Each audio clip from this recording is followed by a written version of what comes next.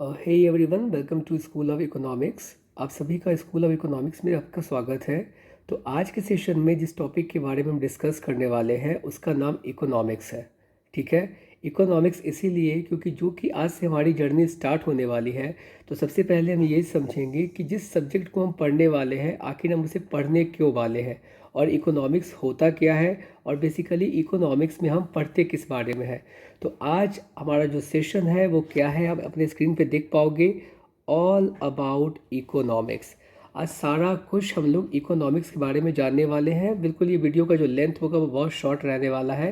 केवल आपको मुझे ये अवेयर करवाना है इस पर्टिकुलर सब्जेक्ट से कि इसमें बेसिकली हम लोग पढ़ते किस बारे में है, और मैंने आपके कन्वीनियंस के लिए हिंदी में भी इसे ट्रांसलेट करके डाला है ताकि आप फर्दर भी इन सारी चीज़ों को समझ पाओ। और हम इस सेशन में बेसिक्स टू एडवांस बढ़ने वाले हैं, है ना।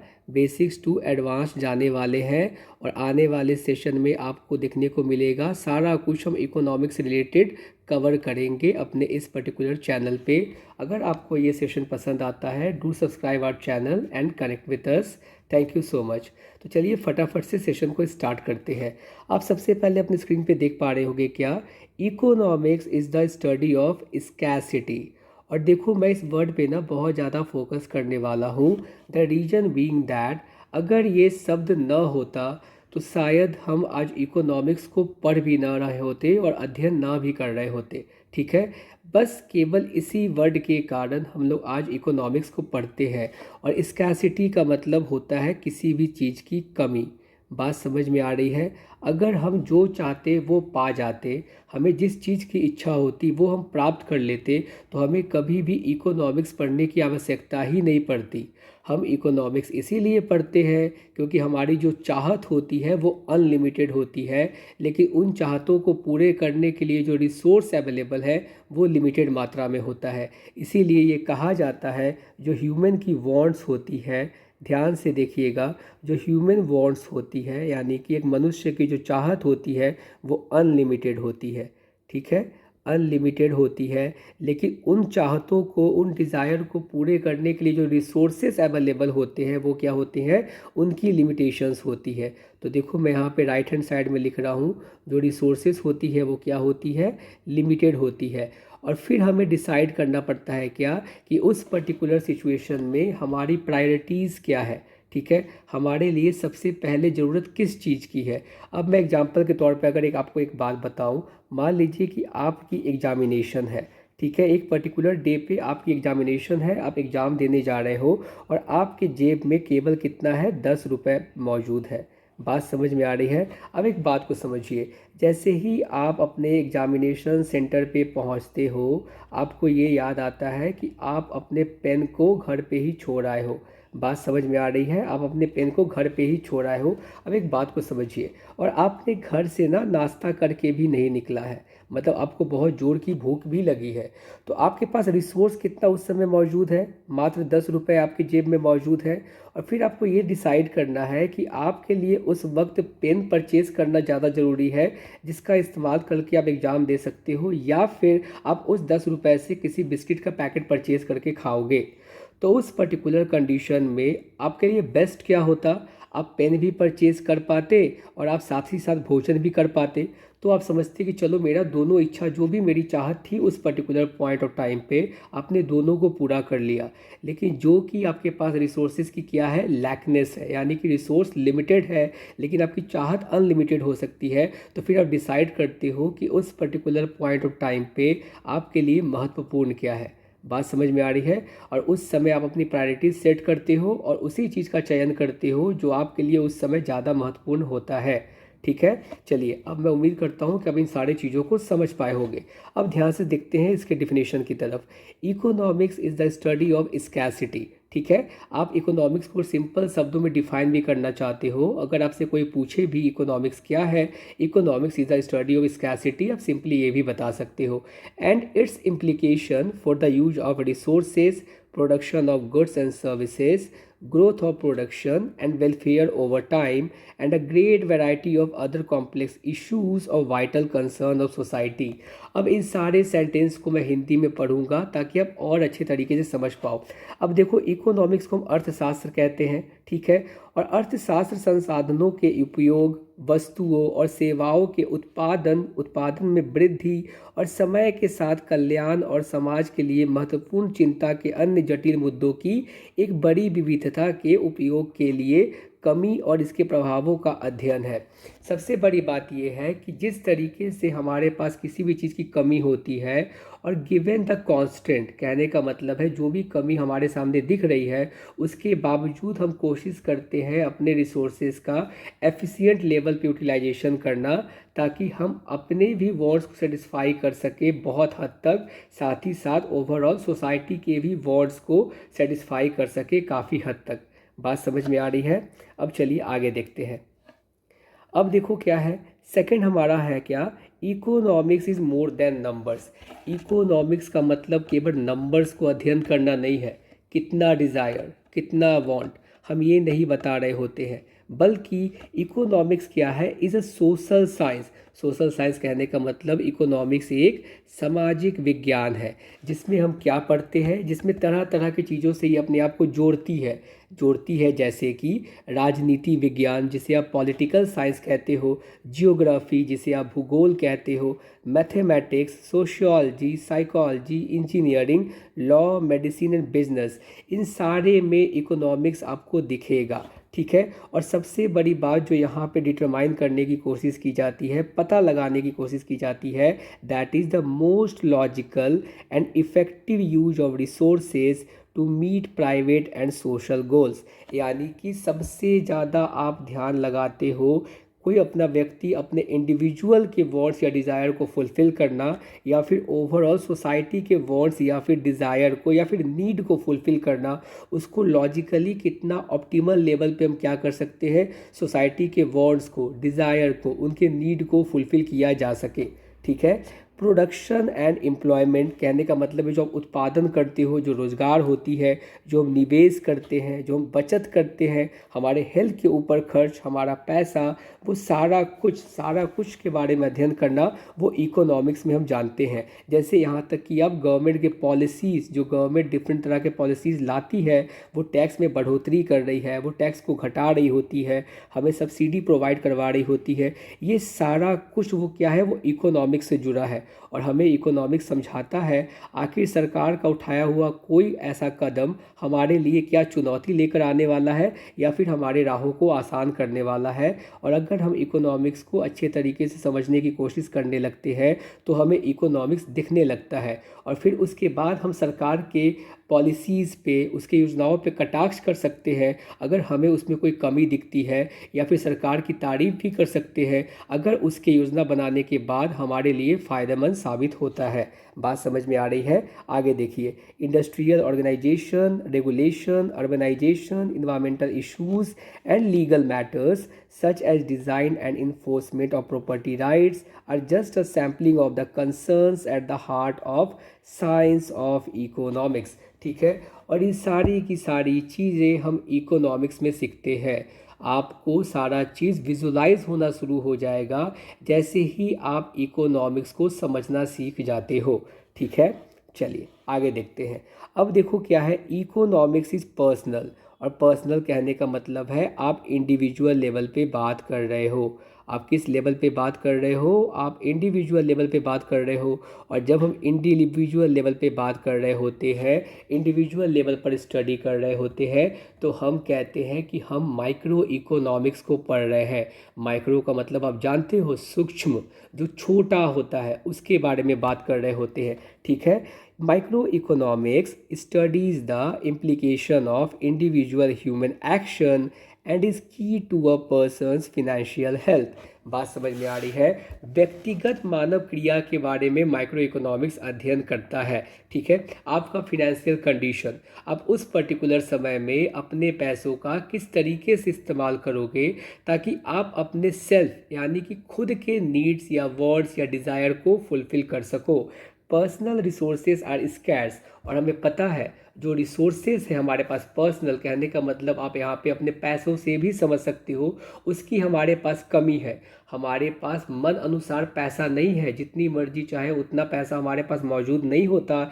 इसीलिए जितना पैसा मौजूद है उसी का इस्तेमाल करके हम अपने ख्वाहिशों को पूरी करने की कोशिश करते हैं, और सबसे पहले वैसी ख्वाहिशों को पूरी करने की कोशिश करते हैं जो हमारे लिए नीड ऑफ एन आवर होती है, जिसकी सबसे ज़्यादा ज़रूरत होती है उस पर्टिकुलर टाइम पीरियड में। ठीक है, one can always use another dollar, art of time, new skill, achieving the most satisfactory allocation of one's resources is crucial, and studying allocation problems improves one's ability to make both daily and lifelong decision।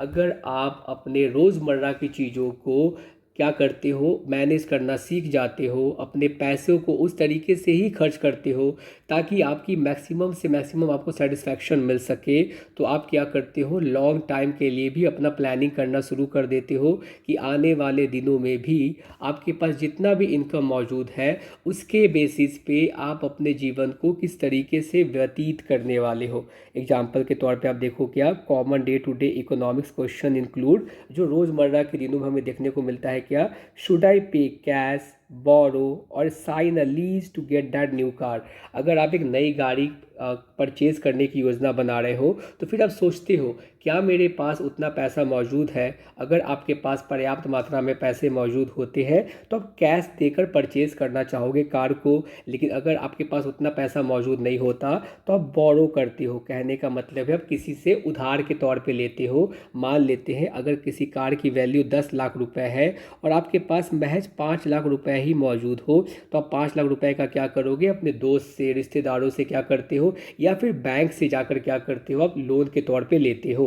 बात समझ में आ रही है? या फिर आप एक lease sign करते हो। कहने का मतलब क्या है, आप उसे क्रेडिट के बेसिस पे ले रहे हो, उधार पे आप ले रहे होते हो, जिसके लिए आपको पर मंथ के हिसाब से हो, या फिर क्वार्टरली हिसाब से हो, हाफ ईयरली के हिसाब से हो, या फिर सालाना हिसाब से आपको पे करना पड़ता है with the rate of interest. ठीक है, should I take out a home equity loan, आपको घर के लिए लोन लेना है, स्टॉक मार्केट में पैसे इन्वेस्ट करने के लिए लोन लेना है। इस तरीके के सवाल हमें डे टू डे लाइफ में फेस करने पड़ते हैं।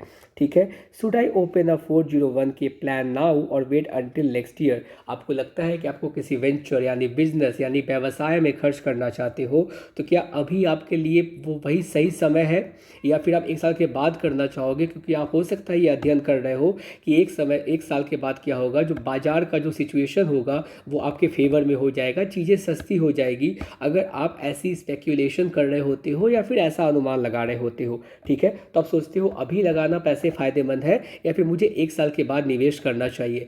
तो आप ये समझ पा रहे होगे कि सारा कुछ आप अपने लिए सोच रहे हो, सारा कुछ आप अपने बिजनेस प्लानिंग कर रहे हो, अपने फ्यूचर की प्लानिंग कर रहे हो, अपने प्रेजेंट की प्लानिंग कर रहे हो। मतलब यहाँ पे सारा कुछ क्या जुड़ा है, आई से जुड़ा है। ठीक है, और आई कहने का मतलब क्या, आप इस तरीके से भी याद रखो खुद के बारे में, या फिर आई से ही आप इंडिविजुअल को भी याद रख सकते हो। और जब हम इंडिविजुअल लेवल पे स्टडी कर रहे होते हैं तो हम उसे माइक्रो इकोनॉमिक्स कहते हैं, इस बात को ध्यान रखिएगा। और सिमिलरली हम खुद से जाकर बाकियों के बारे में सोचने लगे, अगर सोसाइटी के बारे में सोचने लगते हैं तो उसका अध्ययन कहलाता है क्या, मैक्रो इकोनॉमिक्स। और मैक्रो इकोनॉमिक्स कहने का मतलब है जब हम लोग एग्रीगेट लेवल पे क्या कर रहे होते हैं, स्टडी कर रहे होते हैं, यानी कि सभी को साथ में लेकर। जैसे हमारे प्रधानमंत्री क्या कहते हैं, सबका साथ सबका विकास। अगर आप सबके बारे में सोच रहे होते हो, इंडिविजुअल के बारे में नहीं सोच रहे होते हो, आप एक बड़े भाई की तरह सोच रहे होते हो, तो बड़े भाई कहने का अर्थ होता है मैक्रो लेवल पे, यानी कि आप मैक्रो लेवल पे चीज़ों को अध्ययन करने की कोशिश कर रहे हो। केवल आप अपने हित के लिए नहीं सोच रहे, बल्कि आप बाकियों लोगों के हित के लिए भी सोच रहे हो, अपने समाज के लोगों के हित के लिए भी सोच रहे हो। और अगर आप उनके लेवल पे जाकर स्टडी करना चाहते हैं तो आप मैक्रो इकोनॉमिक्स की स्टडी कर रहे होते हो। Macro economics studies how the economy यानी कि पूरी अर्थव्यवस्था किस तरीके से बिहेव करेगी, इंक्लूडिंग इन्फ्लेशन, जैसे कि महंगाई आ गई है ना, प्राइस लेवल, किसी चीज़ का प्राइस बढ़ रहा होगा, घट रहा होगा, रेट ऑफ ग्रोथ, जैसे आप सुनते हो ना जीडीपी दर इतने दर से बढ़ रही है, ठीक है। जीडीपी कहने का मतलब है ग्रॉस डोमेस्टिक प्रोडक्ट, और जब हम लोग नेशनल इनकम पढ़ेंगे तो इसके बारे में काफ़ी डिटेल्ड वे में समझने की कोशिश करेंगे, ठीक है। उसके बाद देखिए चेंजेस इन एम्प्लॉयमेंट रेट्स यानी कि रोज़गार बढ़ रहा है या फिर घट रहा है, ठीक है। Some of the important questions American economist या फिर किसी भी नेशन के इकोनॉमिस्ट आंसर करने की कोशिश करते हैं क्या, in a nation as rich as US, मान लीजिए अमेरिका एक धनवान देश है, why are so many peoples are underemployed, फिर भी वहाँ पे बहुत सारे लोग अंडर एम्प्लॉयड क्यों है। अंडर एम्प्लॉयड का मतलब मैं आपको समझा दूँ, बहुत लोग कंफ्यूज हो जाते हैं। अगर बात होती है क्या अनएम्प्लॉयड की, अनएम्प्लॉयड की अगर बात हो रही होती है तो हम लोग कहते हैं क्या, बेरोजगार, बेरोजगार, ठीक है। सिंपल, यानी कि उनके पास कोई रोज़गार करने को नहीं है तो वो अनएम्प्लॉयड होते हैं। लेकिन अगर बात यहाँ पे बताई जा रही है अंडर एम्प्लॉयड की, अंडर एम्प्लॉयड की, तो कहने का अर्थ ये होता है कि मान लीजिए आपको अपने स्किल्स के हिसाब से आपको रोज़गार न लगा हो। मान लेते हैं आपने ग्रेजुएशन कर लिया, आपने मास्टर्स डिग्री प्राप्त कर ली, जो आपका मार्केट वैल्यू अभी होना चाहिए वो मानते हैं क्या, 1 लाख रुपए कम से कम तो आपको मिलना चाहिए मार्केट में पर मंथ के हिसाब से, आपकी इतनी क्वालिफिकेशन है।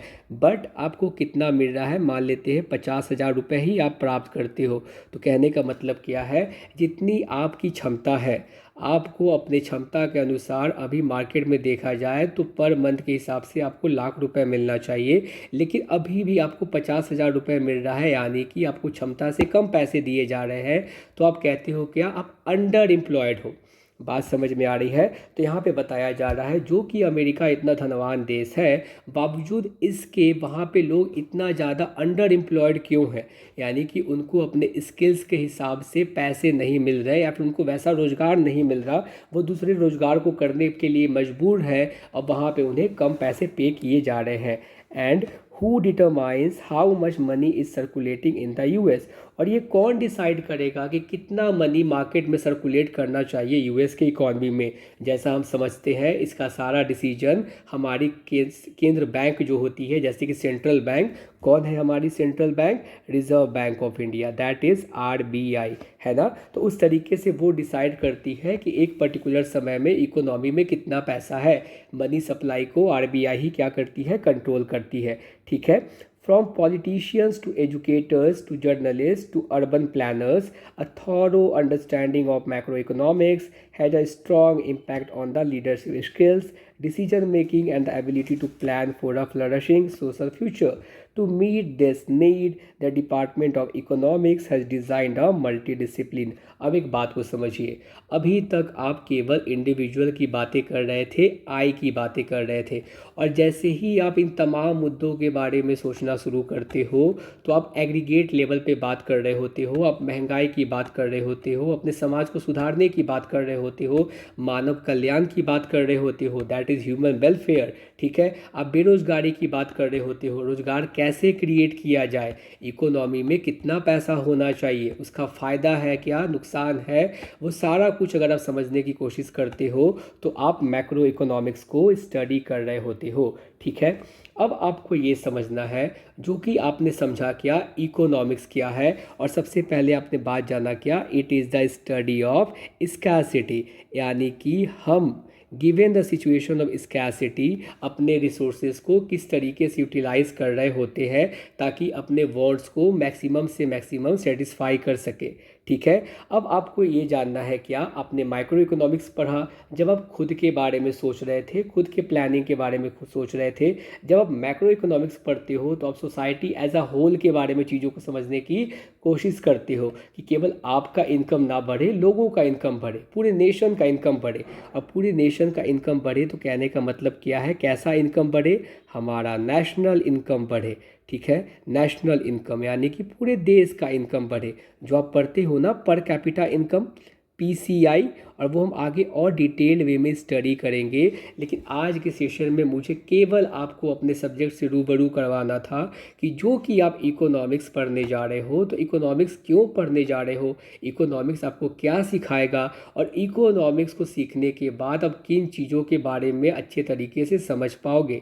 आज का सेशन मेरे लिए केवल उतने ही से मतलब था।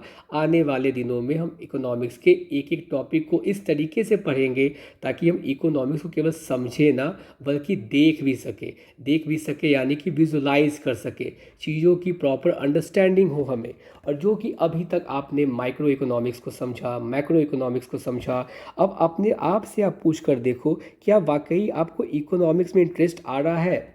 क्या वाकई इकोनॉमिक्स आपके लिए है? आप इसमें इंटरेस्ट लेते हो? अगर आप समझना चाहते हो वेल्थ के बारे में, धन के बारे में, आप धनवान होना चाहते हो, तो इकोनॉमिक्स आपको बताता है कि गिवन द सिचुएशन आप अपने रिसोर्सेज को किस तरीके से यूटिलाइज करो ताकि आने वाले दिनों में जो आपके रिच होने की जो भावना मन में रखते हो वो आप हासिल कर सको। अगर आप गरीबी को समझना चाहते हो, आप ग्रोथ को समझना चाहते हो, व्यापार को समझना चाहते हो, मनी किस तरीके से फंक्शन करती है, आप जॉब कैसे क्रिएट कर सकते हैं, इनकम कैसे बढ़ा सकते हो, इकोनॉमी को डिप्रेशन से कैसे निकाला जा सकता है। एक बात को ध्यान देखिए, यहाँ पे डिप्रेशन का अर्थ ये नहीं है कि आप जो डिप्रेशन में चले जाते हैं किसी कारणवश। यहाँ पर डिप्रेशन का मतलब होता है क्या, आपने सुना होगा रिसेशन, है ना।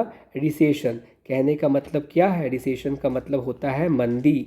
ठीक है, मंदी का समय चल रहा है इकोनॉमी में, आपकी अर्थव्यवस्था में। लोगों के पास हो सकता है पर्याप्त मात्रा में पैसे ना हो, लोग क्या कर रहे हो, चीज़ों का डिमांड ही ना कर रहे हो, लोग किसी चीज़ को खरीदना ही ना चाह रहे हो, तो मार्केट में जो भी सामान होगा, जो बनकर तैयार होगा, वो वैसे ही पड़ा रहेगा, लोग उसका डिमांड नहीं कर रहे होते हैं। तो उस समय आपको मंदी का सिचुएशन देखने को मिलता है, जो अभी भी आप देख पा रहे होगे, लोग उसका ही दलील देकर जॉब कटिंग कर रहे होते हैं। ये आखिर बाद की बात हो गई जो हम लोग डिस्कस करेंगे आने वाले दिनों में। लेकिन अभी समझिए, जो मंदी से भी बुरा दौर चलता है उसे डिप्रेशन कहते हैं, यानी कि बहुत बुरा हाल है, बिल्कुल पूरे तरीके से डिमांड हो ही नहीं रहा है, एकदम ना के बराबर। तो उस समय कहते हैं क्या, डिप्रेशन का माहौल चल रहा है। रिसेशन से भी बुरा हाल को डिप्रेशन कहा जाता है। ठीक है, प्राइस का बढ़ना घटना, मोनोपोली, मोनोपोली कहने का मतलब क्या है, एकाधिकार, यानी कि केवल एक ही व्यक्ति का अधिकार होता है, वही मार्केट को डोमिनेट कर रहा होता है। मोनो का मतलब क्या होता है, सिंगल होता है। बात समझ में आ रही है, सिंगल। और पोली का मतलब होता है सेलर, जहाँ पे सिंगल सेलर होते हैं। जब हम लोग मार्केट स्ट्रक्चर पढ़ेंगे तो इसको और अच्छे तरीके से डिस्कस करेंगे। Study what makes the world work from day to day, you will be facilitated by the complex field of economics. अगर आपको इन सारी चीज़ें अट्रैक्ट करती है, आपको ये सारी मुद्दा आकर्षित करती है अपने तरफ, आप समझना चाहते हो किस तरीके से व्यापार बढ़ाया जा सकता है, किस तरीके से खुद को धनवान बनाया जा सकता है, साथ ही साथ हमारा समाज भी धनवान हो, वो भी विकसित करे, अगर ये सारी चीज़ें आपका ध्यान आकर्षित करती है तो इकोनॉमिक्स सब्जेक्ट आपके लिए है। और मेरी ये कोशिश रहेगी, जिनको इकोनॉमिक्स नहीं भी समझ में आती है उन्हें भी समझ में आना शुरू हो जाएगा, प्लस उनकी इतना ज़्यादा इच्छा बढ़ जाएगी इसको समझने के लिए, ताकि आप बहुत इंटरेस्ट से इकोनॉमिक्स को पढ़ना चाहोगे।